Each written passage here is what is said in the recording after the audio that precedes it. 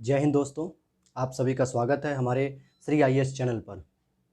एक ऐसा प्लेटफॉर्म जहां से आप यूपीएससी, स्टेट पीएससी और बहुत सारे एग्ज़ाम्स की तैयारी बेहतर तरीके से आप कर सकते हैं। दोस्तों इस चैनल के माध्यम से आपकी तैयारी को एक बेहतर दिशा देने के लिए लगातार नए नए प्रोग्राम्स लाए जा रहे हैं, जिसमें सरकारी योजनाओं के रूप में चलाया जा रहा है, जिसमें प्रधानमंत्री स्वनिधि योजना को हमने वीडियो डाल दी है। उस पर आप लोग चैनल पर जाकर देख भी सकते हैं उसके बारे में। और हम लोगों ने इकोनॉमिक्स की सीरीज़ शुरू की है, जिसमें हम लोगों ने मुद्रा एंड बैंकिंग जो चैप्टर शुरू किया था, टॉपिक नंबर 3 था, लेकिन अल्टीमेटली देखा जाए तो टॉपिक नंबर 4 पे हम चल रहे हैं, क्योंकि हमने वित्तीय समावेशन को इससे पहले पढ़ लिया था। मुद्रा एंड बैंकिंग के माध्यम से भी हमने मुद्रा के बारे में पिछली कक्षाओं में पूरी तरीके से जान लिया है। और ये बैंकिंग की आज क्लास रहेगी हमारी, और बैंकिंग प्रणाली और बैंक कैसे काम करते हैं, जो कमर्शियल बैंक होते हैं वो कैसे फंक्शन करते हैं, कोऑपरेटिव बैंक्स होते हैं वो किस तरीके से काम करते हैं, क्या उनकी संरचना होती है, क्या कार्य प्रणालियाँ होती हैं, इन सब के बारे में बहुत विस्तार से चर्चा करेंगे। और लगभग इस पे 4 से 5 क्लासेज जो आपको लगातार मिलेंगी, जो आपको आज मिल रही है ऐसे ही कल भी, परसों भी 2 से 3 दिन लगातार ये क्लासेस मिलेंगी, जिससे आपका इस टॉपिक में कंटिन्यूटी बनी रहे और आप बेहतर तरीके से इस टॉपिक को समझ सकें। मैक्सिमम क्वेश्चन इस टॉपिक से कवर किए जाते हैं, चाहे फिर वो यूपीएससी के एग्ज़ाम्स हो या फिर UP PSC, Bihar PSC, MP PSC या यूपी ट्रिपल एससी की ही बात क्यों ना करें। इन सभी एग्ज़ाम्स में यहाँ से क्वेश्चन लगभग हर एग्ज़ाम्स में पाए जाते हैं। आप पुराने पेपर को एनालिसिस करेंगे तो वहाँ भी आप देखेंगे कि बैंकिंग सेक्टर से बहुत सारे क्वेश्चंस आए हुए हैं। और इसी तरह आपकी तैयारी को एक बेहतर दिशा देने के लिए एक और प्लेटफॉर्म चलाया जा रहा है इसमें, जिसका नाम है पीटी फैक्ट करंट अफेयर्स। और उस पर बहुत सारा आप लोगों का प्यार मिल रहा है, बहुत सारा सपोर्ट मिल रहा है। मुझे तो पर्सनली कुछ लोगों ने कहा कि ये सर बहुत बेहतर आपने प्रोग्राम चलाया है, कि एक वीडियो में एक दिन के टॉपिक में पूरी समग्र नॉलेज मिल जाती है। तो मैं उम्मीद करूँगा कि आप लोगों को भी उसी तरीके से पसंद आ रही होगी वो वीडियोज़। और दोस्तों सभी वीडियोज़ के डिस्क्रिप्शन बॉक्स के लिंक में हम पीडीएफ का लिंक भी शेयर कर देते हैं, और पुरानी वीडियोज़ के भी कुछ इंपॉर्टेंट जो लिंक होते हैं उनको भी हम शेयर कर देते हैं। सो प्लीज़ आप लोग वीडियो को लाइक कीजिएगा, और डिस्क्रिप्शन बॉक्स में लिंक जो दिया रहता है पीडीएफ का, वहाँ से आप पीडीएफ ले सकते हैं। और टेलीग्राम चैनल पे भी हमारे पीडीएफ और ढेर सारी उस पर न्यूज़ अपडेट्स आपको मिलती रहती हैं, तो आप हमारा टेलीग्राम चैनल भी ज्वाइन कर लीजिए। तो ठीक है दोस्तों, आज के लेक्चर की शुरुआत करते हैं। अब प्लीज़ दोस्तों अभी आप जो है कि एक चैनल को सब्सक्राइब कर लीजिए अगर आप हमारे चैनल पे नए हैं तो, और वीडियो को लाइक ज़रूर कीजिएगा और वीडियो को शेयर कीजिएगा। चलिए आज के टॉपिक की हम शुरुआत करते हैं, बैंक एवं बैंकिंग प्रणाली।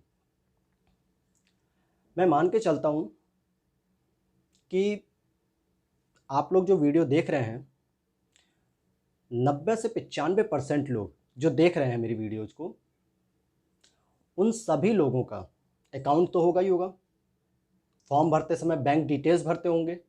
तो जब आप बैंकिंग प्रणाली यूज करते हैं, उसके फ़ायदे और नुकसान जो थोड़े बहुत जानते हैं, लेकिन क्या उसके फ़ायदे इतने अधिक हैं जिससे आप रूबरू नहीं हैं, आप उनको जानते नहीं हैं, उनके बारे में अगर जानकारी मिल जाए तो शायद आपका भी वित्तीय समावेशन और सकारात्मक रूप से हो सके, और आप दूसरे लोगों को भी प्रोत्साहित कर सकें कि हमारे देश की आर्थिक समृद्धि बढ़ने में उसमें आप कितना योगदान दे सकते हैं। दूसरों को प्रोत्साहित कीजिए कि वो भी बैंकिंग प्रणाली से जुड़ सकें।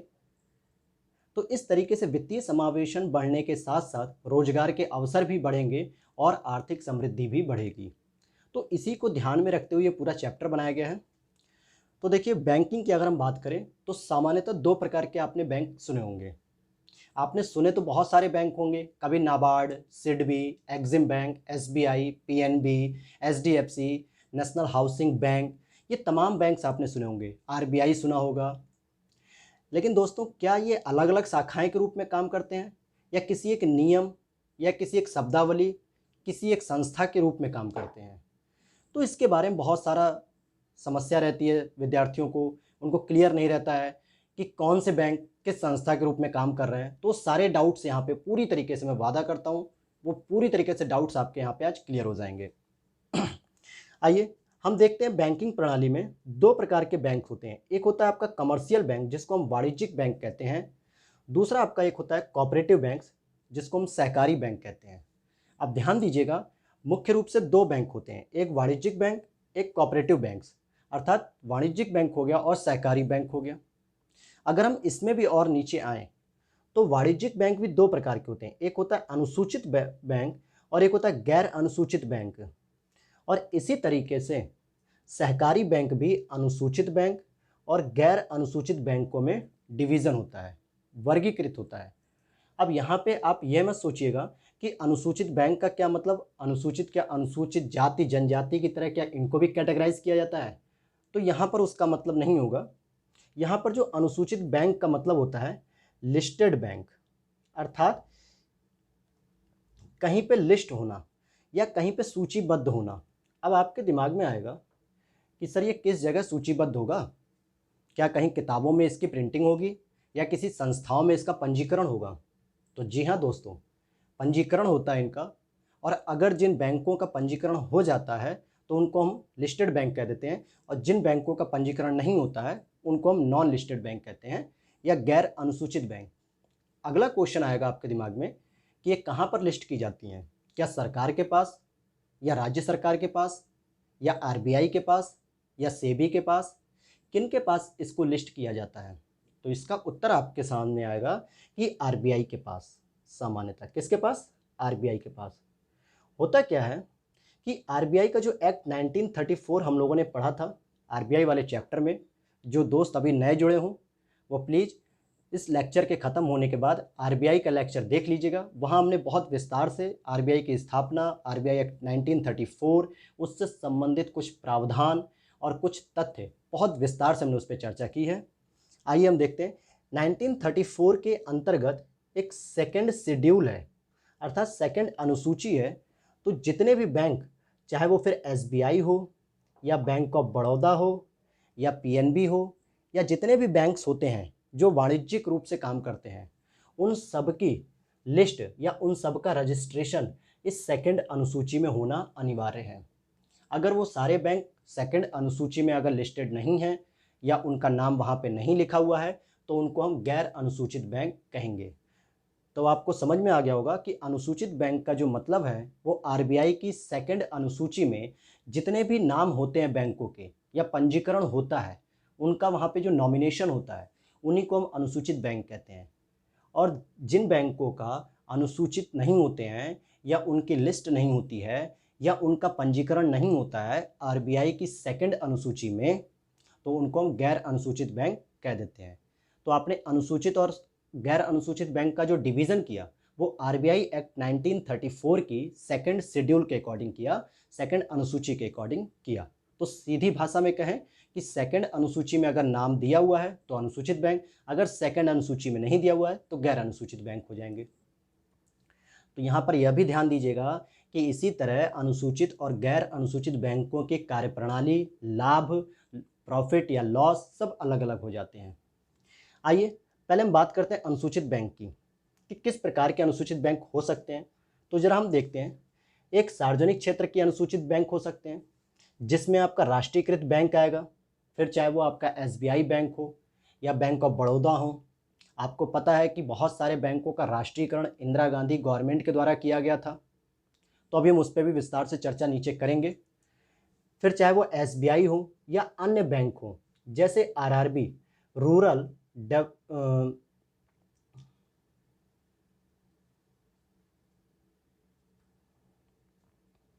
सॉरी दोस्तों, आरआरबी की हम बात कर रहे थे, रीजनल रूरल बैंक, यानी कि क्षेत्रीय ग्रामीण बैंक। इसकी अगर हम बात करेंगे तो ये सारे बैंक अनुसूचित बैंक में आते हैं। फिर हम बात करेंगे कि कौन कौन से आरआरबी बैंक्स हैं जिनको आरबीआई की अनुसूची में शामिल किया गया है, उनके रजिस्टर में उनका नाम लिखा हुआ है, ये सारी बातें। फिर इसी तरीके से निजी क्षेत्र की कुछ बैंक्स होती हैं जिसमें आपने इंडसइंड बैंक देखा होगा, बंधन बैंक देखे होंगे, इस तरीके की बैंक्स भी आती हैं। वहीं फिर विदेशी बैंक्स भी होती हैं कुछ, और विकास बैंक भी होती हैं। विकास बैंक का मतलब जो हमारे इंडस्ट्री में या हमारी अर्थव्यवस्था में डेवलप कर सकें।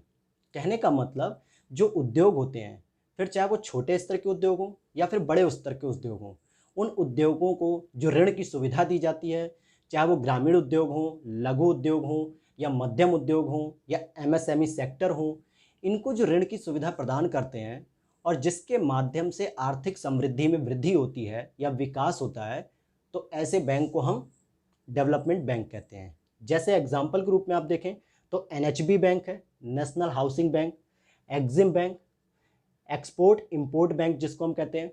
ई एक्स का मतलब हो जाता है एक्सपोर्ट और आई एम का मतलब हो जाता है इंपोर्ट, यानी किसी वस्तु का आयात करना और निर्यात करना। फिर नाबार्ड बैंक जो कृषि सेक्टर में इम्पॉर्टेंट रोल प्ले करती है। फिर वहीं सिडबी बैंक जो इंडस्ट्री सेक्टर में इम्पॉर्टेंट रोल प्ले करती है। उसी तरह आईएफएससीआई, आईडीबीआई, इस तरीके की बहुत सारी बैंकें हैं जो पूरी तरीके से अनुसूचित बैंक कहलाती हैं। क्यों कहलाती हैं अनुसूचित? क्योंकि ये आरबीआई एक्ट 1934 की सेकंड लिस्ट में सूचित हैं। ठीक है दोस्तों, आगे हम जरा बढ़ते हैं।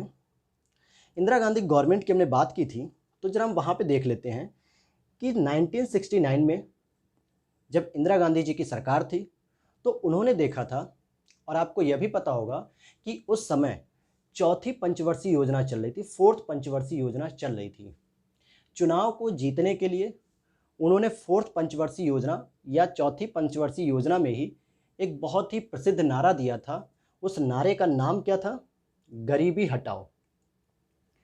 अब आप मुझे एक बात बताइए कि जो गरीबी हटाओ का नारा दिया था, आप इमेजिन करिए 1969, वर्तमान के 2020 के आंकड़े के तहत ये माना जाता है कि भारत में आज भी 35 करोड़ लोग लगभग गरीब हैं जिनको भोजन नहीं मिल पाता है, भूखे पेट सो जाते हैं। तो आप इमेजिन करिए 1969 का समय, जो आज से लगभग 50 साल पहले की बात है, और उस समय भारत की स्थिति सामान्यतः बहुत दयनीय थी, आर्थिक स्थिति बहुत मजबूत नहीं थी, गरीबी बहुत अधिक व्याप्त थी। और आपको यह भी पता है कि गरीबी सामान्यतः मध्यम वर्ग और निम्न वर्ग में होती है। उच्च वर्ग या जो कुलीन वर्ग होते हैं, जो पैसों से संपन्न होते हैं, जो पीढ़ी दर पीढ़ी पैसों से संपन्नता प्राप्त करते हैं, उनके पास कोई गरीबी नहीं होती है। तो जो सबसे अधिक वोट बैंक था इंदिरा गांधी जी का, वो मध्यम वर्ग और निम्न वर्ग का ही था। और इस वर्ग से गरीबी हटाने के लिए उन्होंने जब गरीबी हटाओ का नारा दिया, तो केवल नारे देने से गरीबी नहीं हट सकती थी। तो उनकी जो कैबिनेट मिनिस्ट्री थी, उनके जो पर्सनल सचिव थे, पीए थे, उन्होंने सजेशन दिया उनको कि जब तक हम बैंकों का राष्ट्रीयकरण नहीं करेंगे, तब तक ये बैंक किसानों को, भूमिहीन कृषकों को, ज़रूरतमंद गरीबों को, वंचित वर्गों को आवश्यकता पड़ने पर ऋण नहीं देंगे, और ऋण नहीं देने की वजह से इनका विकास नहीं हो सकेगा। तो ऐसे परिदृश्य में इंदिरा गांधी जी के द्वारा चौथी पंचवर्षीय योजना को सफल बनाने के लिए और गरीबी हटाओ के नारे को भी सफल बनाने के लिए 1969 में 14 बैंक्स का राष्ट्रीयकरण कर दिया गया था। तो आप समझ गए होंगे कि किस पृष्ठभूमि में ये राष्ट्रीयकरण किया गया। केवल राजनीतिक मुद्दा नहीं था, साथ ही साथ भारत की आर्थिक स्थिति को सुधारना भी था, यह भी एक मुद्दा था। और इसी तरह जब उनकी दोबारा गवर्नमेंट 1980 में रहती है, तो फिर 6 बैंकों का उनके द्वारा राष्ट्रीयकरण किया गया। तो इस तरीके से आपने देखा कि जब पीएम इंदिरा गांधी थी, इस दोनों के समय जब राष्ट्रीयकरण 69 में हुआ और 80 में हुआ, तो कुल मिला के इंदिरा गांधी गवर्नमेंट थी। और हम बात करें कि जरा राष्ट्रीयकरण किया गया, तो उसके कुछ और भी उद्देश्य रहे होंगे, कुछ प्रमुख कारण रहे होंगे कि क्यों हमने राष्ट्रीयकरण किया।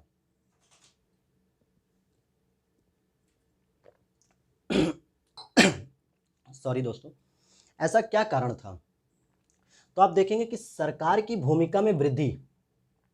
होता क्या था कि जो बैंक थे वो निजीकरण के रूप में चल रहे थे, प्राइवेट बैंक के रूप में थे। उनका मन होता था तो गरीबों को, किसानों को ऋण देते थे, अदरवाइज इंडस्ट्री के मालिकों को ही ऋण देकर अपना लाभ कमाते थे। तो सरकार का हस्तक्षेप उसमें बहुत न्यूनतम था, या यूँ कहें कि नगण्य मान लीजिए। लेकिन राष्ट्रीयकरण होने के बाद सरकार की भूमिका में वृद्धि हो गई। अब वो बैंक को कह सकती थी कि आप ग्रामीण सेक्टर में इतना लोन दीजिए, वंचित वर्गों को भी इतना ऋण दीजिए, और आप इंडस्ट्री सेक्टर को भी ऋण दीजिए। हमें इंडस्ट्री सेक्टर से कोई परहेज़ नहीं है, लेकिन भारत का आर्थिक विकास तभी होगा जब सबका साथ सबका विकास होगा। वर्तमान सरकार का ये नारा भी है, सबका साथ सबका विकास। उसके लिए आपको सभी लोगों को लोन देना पड़ेगा जिनको आवश्यकता है। केवल इंडस्ट्री को लोन दे देने से भारत का आर्थिक विकास नहीं हो सकता। तो ऐसी स्थिति में सरकार की भूमिका बढ़ी।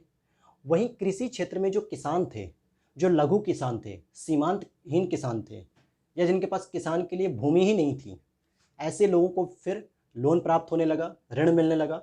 वहीं समाजवादी विचारधारा को बढ़ावा मिलने लगा। आपने देखा होगा 1971 में इंदिरा गांधी जी ने सोवियत संघ यूएसएसआर से एक ट्रीटी की थी, शांति संधि जिसको कहा जाता है। वो बहुत ही चर्चित थी कि समाजवाद की ओर इंदिरा गांधी के साथ साथ भारत की अर्थव्यवस्था झुकती हुई नजर आ रही है, कि हमने समाजवादी लोगों का साथ ले लिया है। लेकिन असल में देखा जाए तो समाजवाद की विचारधारा किसी एक देश के साथ नहीं, बल्कि समाज के कल्याण के साथ जुड़ी हुई है। और समाज का कल्याण जब तक गरीबों का, वंचितों का नहीं होगा, तब तक केवल अमीरों का कल्याण कर देने से किसी देश और किसी समाज का कल्याण पूरा नहीं हो सकता। तो ऐसी स्थिति में समाजवादी विचारधारा को बढ़ावा दिया गया कि किसानों का, शिक्षकों का, वंचितों का, मजदूरों का, महिलाओं का कल्याण किया जा सके और साथ ही वित्तीय समावेशन को भी प्रोत्साहित किया जा सके। अर्थव्यवस्था का, कोई भी अर्थव्यवस्था में अगर योजना लाई जा रही है तो उसका की पॉइंट्स होता है वित्तीय समावेशन को प्रोत्साहित करना। तो आप समझ गए होंगे कि 1969 में और 1980 में जो बैंकों का राष्ट्रीयकरण किया गया था, वो केवल और केवल राजनीतिक कारण नहीं, बल्कि आर्थिक कारण से ही महत्वपूर्ण था, जन कल्याण महत्वपूर्ण था, वित्तीय समावेशन महत्वपूर्ण था। तो आप समझ गए होंगे। आइए हम आगे बात करते हैं जरा। देखिए ये एक्ट लिखा हुआ है, अनुसूचित बैंक का तात्पर्य आरबीआई एक्ट 1934 की सेकंड अनुसूची में लिस्टेड होना, यानी कि सूचीबद्ध होना, वहाँ उसका नाम होना। और अगर वहाँ उसका नाम नहीं है तो हम इसी को क्या कह सकते हैं, गैर अनुसूचित बैंक कह सकते हैं। तो मुझे उम्मीद है दोस्तों अब आपको इतनी चीज़ें समझ में आ गई होंगी कि बैंक में हम एक वाणिज्यिक बैंक देखते हैं, एक सहकारी बैंक देखते हैं। उसमें भी हमने वाणिज्यिक बैंकों में अनुसूचित बैंक और गैर अनुसूचित बैंक देखा। और अनुसूचित बैंक किसे कहेंगे, जो आरबीआई एक्ट 1934 की सेकंड अनुसूची में लिस्टेड होगा, और जो नहीं लिस्टेड होगा उसको हम गैर अनुसूचित बैंक कहेंगे। हमारा मुख्य फोकस अनुसूचित बैंकों पर रहेगा, फिर चाहे वो राष्ट्रीयकृत बैंक हो, चाहे वो प्राइवेट बैंक हो, या फिर वो विकास बैंक के रूप में NABARD, SIDBI, EXIM bank, NHB bank, इस तरीके के बैंक्स हों। तो आपने ये एक पृष्ठभूमि के रूप में देखा कि कैसे हम बैंकिंग चैप्टर में या बैंकिंग प्रणाली में आगे बढ़ेंगे धीरे धीरे। अब जरा एक पॉइंट और है यहाँ पे मैं आपको डील कर दूं। अभी मैं बैंक पे नहीं आ रहा हूँ, लोन, जमा, इन सारे कार्यों पे अभी हम नहीं आएंगे। पहले हम बेसिक चीज़ों को जानते हुए आगे बढ़ेंगे। एक टॉपिक आता है इसमें, types of banking. Banking system तो आप समझ रहे हैं कि कैसे काम होता है, कैसे हमको लोन प्राप्त होता है, कैसे हम जमा करते हैं, कैसे हमें ब्याज मिलती है। ये सारी चीज़ें हमने थोड़ा बहुत आरबीआई के चैप्टर में चर्चा की थी और हम आगे भी अब चर्चा करेंगे। लेकिन टाइप्स ऑफ बैंकिंग तो जरा हम देख लें, कितने प्रकार की बैंकिंग हो सकती है। क्या केवल एसबीआई बैंक में ही लेन देन हो सकता है, या केवल पीएनबी में हो सकता है, या कोई और भी स्वरूप होता है बैंकिंग प्रणाली को रखने के लिए। तो एक शब्द आता है कोर बैंकिंग। क्या शब्द आता है, कोर बैंकिंग। बैंकों की सभी शाखाओं को जोड़ना। ध्यान दीजिएगा, अगर एसबीआई बैंक की अगर हम बात करते हैं, इस पॉइंट को समझिएगा, और इस पॉइंट को मैंने खुद व्यवहारिक रूप में अप्लाई भी किया था, मुझे इसका फ़ायदा भी मिला, और आप लोग भी सुनिएगा और इसका फ़ायदा आप भी उठा सकते हैं। जो समस्याएं हमारे सामने आती हैं बैंकों से संबंधित, कि खाते को ट्रांसफ़र कराना, या मोबाइल नंबर अपडेट कराना, या उसमें ईमेल आईडी का अपडेट कराना, या मोबाइल बैंकिंग के लिए अप्लाई करना, ये सारी चीज़ों की समस्याओं का समाधान इस कोर बैंकिंग के टॉपिक में आप समझ जाएंगे। यहाँ लिखा है बैंकों की सभी शाखाओं को जोड़ना। अगला लिखा है कंप्यूटर आधारित प्रणाली है। फिर लिखा है ग्राहकों को बैंकिंग सुविधा कहीं भी कभी भी। इस वर्ड पे ध्यान देना। कहने का मतलब क्या है, मान लीजिए एसबीआई बैंक की हम बात करते हैं, इसकी एक शाखा इलाहाबाद में है और दूसरी शाखा इसकी दिल्ली में है। अब मान लीजिए आप इलाहाबाद के निवासी हैं और आपका अकाउंट इलाहाबाद की शाखा में खुला था, लेकिन आप किसी कारणवश दिल्ली आ जाते हैं, या दूसरी भाषा में कहें आप आईएएस की तैयारी करने के लिए दिल्ली आते हैं, और दिल्ली में भी एसबीआई बैंक के बहुत सारे ब्रांच हैं।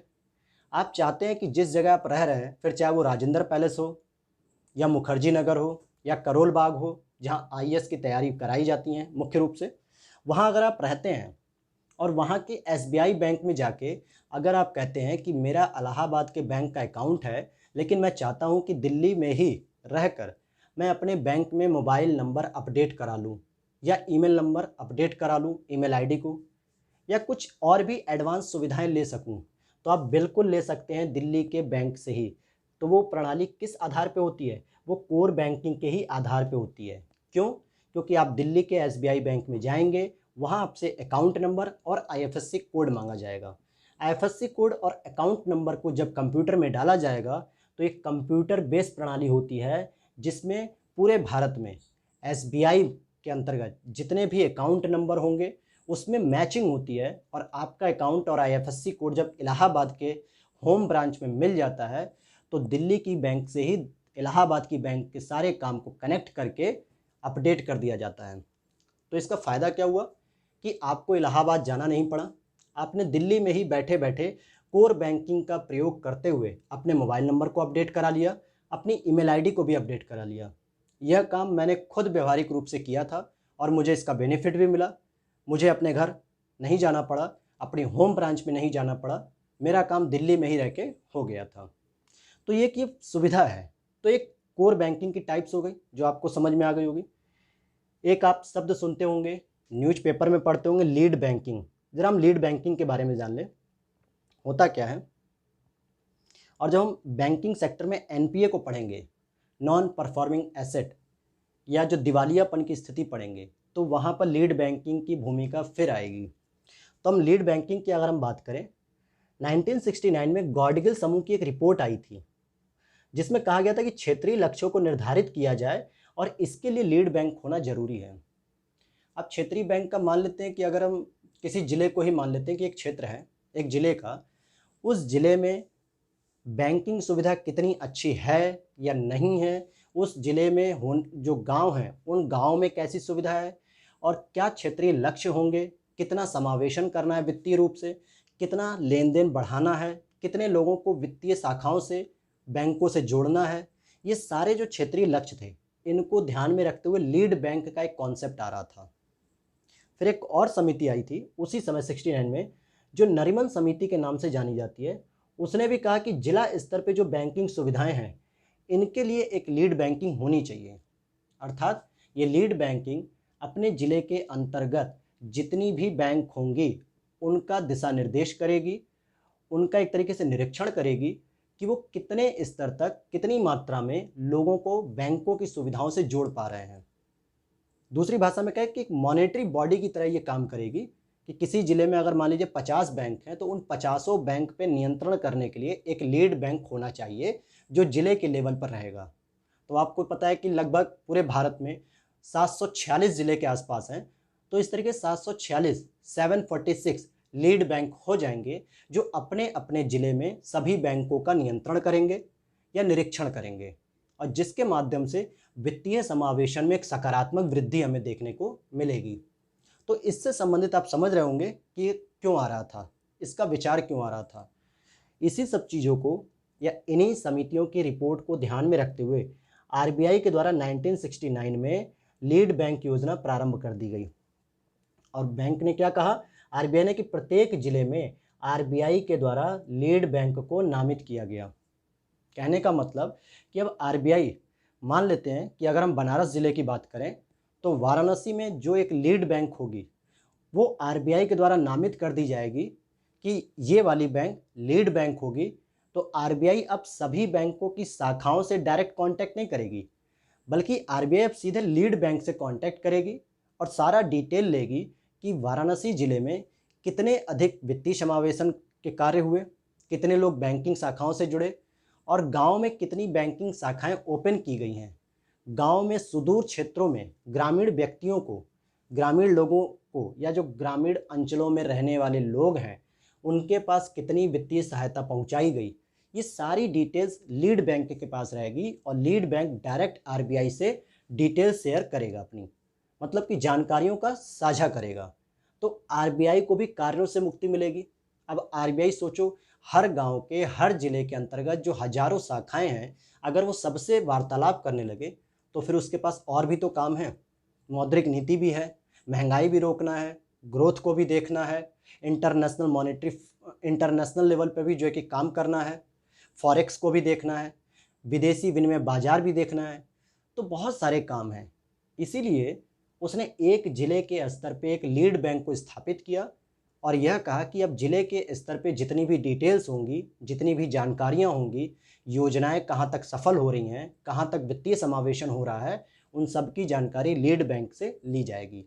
तो एक तो लीड बैंकिंग होती है, अब आपको समझ में आ गया होगा। तो क्वेश्चन अगर उठता है कि लीड बैंकिंग की सिफारिश किस समिति के द्वारा की गई, तो एक तो गॉडगिल समूह की समिति थी और एक नरीमन समिति थी। चलिए आगे देखते हैं। एक होता है डेवलपमेंट बैंकिंग। अब डेवलपमेंट बैंकिंग का मतलब क्या है? अगर हम शब्दों पर देखें तो विकास करने की बात कर रहा है कि बैंकिंग ऐसी होनी चाहिए जहां विकास भी हो सके। तो एक तरीके से तो ये बहुउद्देशीय प्रक्रिया हो गई जो बैंकिंग सुविधा तो दे रही है। अब बैंकिंग सुविधा में आपको पता है एक होता है मांग करना, अर्थात मांग जमा स्वीकार करना, दूसरा होता है आवश्यकता पड़ने पर ऋण प्रदान करना। तो ये तो बैंकिंग सुविधाएं हैं। वहीं इसी के साथ साथ वो निवेश को भी प्रोत्साहित करती हैं। लगातार छोटे छोटे उद्योग या बड़े उद्यम जो होते हैं या मध्यम उद्यम होते हैं या बड़ी इंडस्ट्री होती हैं, उनको लगातार प्रमोट करते हैं, प्रोत्साहित करते हैं कि आप निवेश और अधिक से अधिक करो। और इनके लिए जो डेवलपमेंट बैंकिंग होती हैं या डेवलपमेंट जो बैंक्स होते हैं, फिर चाहे वो NHB बैंक हो, अभी हमने ऊपर पढ़ा था विकास बैंक, इनके माध्यम से लगातार ऋण प्रदान किया जाता है जिससे निवेश लगातार बढ़ता रहता है और हमारी आर्थिक समृद्धि और रोजगार दोनों बढ़ते हैं। तो एक तो डेवलपमेंट बैंकिंग होती है। आगे देखते हैं जरा हम इसी में। जैसे देखिए, क्षेत्र विशेष को लक्ष्य बनाकर साख सुविधाएं देना, जिसमें नाबार्ड क्या करता है, एक क्षेत्र उसने डिसाइड किया कि हम कृषि से संबंधित विकास करेंगे, अर्थात ग्रामीण विकास करेंगे। तो यह उसने एक क्षेत्र चूज कर लिया। उसी तरीके से अगर हम एग्जिम बैंक की बात करें तो उसने भी एक क्षेत्र निर्धारित किया कि हम आयात और निर्यात की सुविधाओं पे ध्यान देंगे। जो निर्यातक हैं हम उनको भी प्रोत्साहित करेंगे, जो आयातक हैं हम उनको भी देखेंगे। तो इस तरीके से सिड भी हो गई जो इंडस्ट्री सेक्टर को ध्यान देती है। तो सभी ने एक क्षेत्र विशेष का चयन कर लिया और इन क्षेत्रों में आर्थिक समृद्धि बढ़ाने के लिए, निवेश को प्रोत्साहित करने के लिए लगातार नई नई योजनाएं, नए नए नियम और दिशा निर्देश पालन कराते हैं। तो ये थी आपकी डेवलपमेंट बैंकिंग। अगला एक शब्द आ रहा है यूनिवर्सल बैंकिंग। ज़रा देखते हैं यूनिवर्सल बैंकिंग क्या होती है। अगर आप यूनिवर्सल बैंकिंग की बात करते हैं तो शब्द में ही लिखा है सार्वभौमिकीकरण। सार्वभौमिककरण का मतलब कि सभी तक, हर व्यक्ति तक, हर नागरिक तक, प्रत्येक व्यक्ति तक बैंकों की सुविधाएं उपलब्ध होना। इसी को हम कहते हैं यूनिवर्सल बैंकिंग, अर्थात कार्यों का व्यापक विस्तार कर देना। अब व्यापक विस्तार का मतलब बैंक पहले से ही परंपरागत कार्य कर रही हैं जिसमें जमा लेती हैं और ऋण देती हैं, उनके साथ साथ आधुनिक वित्तीय सुविधाएं भी अब प्रदान की जाएं, जैसे बीमा वगैरह की सुविधाएं दी जाती हैं। तो एक तरीके से कहा जा सकता है कि यूनिवर्सल बैंकिंग के द्वारा कार्यों का जब विस्तार किया जाएगा तो बहुत सारे लोगों को नए नए प्रकार की जो वित्तीय सुविधाएं हैं, नए प्रकार के जो लाभ हैं, वो सभी तक पहुंचाए जाएंगे व्यापक स्तर पे या सार्वभौमिक रूप से। और इस बैंक की जो शुरुआत की बात की गई थी वो नरसिम्हन समिति के द्वारा की गई थी। ठीक है, तो आपसे पूछा जाए नरसिम्हन समिति के लिए तो यूनिवर्सल बैंकिंग आपका उत्तर होगा। अगला एक आता है आपका शैडो बैंकिंग। जरा हम शैडो बैंकिंग को देख लें। तो यह है दोस्तों शैडो बैंकिंग, जिसमें लिखा हुआ है, अगर हम अर्थ की बात करें तो परछाई।